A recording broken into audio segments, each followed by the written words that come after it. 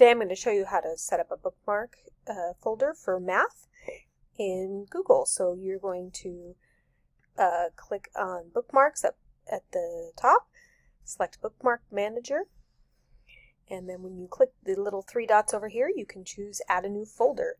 So you just want to call the new folder Math, and I recommend making one for each of your classes. And then inside that folder, you're going to put web pages that we use quite a bit. So you're going to open a new tab and search for CPM, your ebook. And then I recommend 3 Desmos websites, one being your homepage in your Desmos classroom activities. That's your homepage. It's going to have the assignments that I give to you.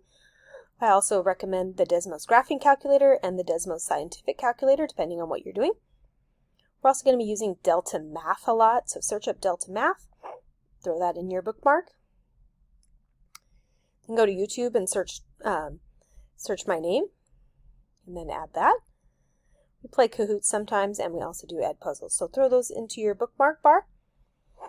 And then anytime you want to add a new page, you simply click the star over here, click Add Bookmark, and then when you drop this down, you can put it in whichever folder you need to.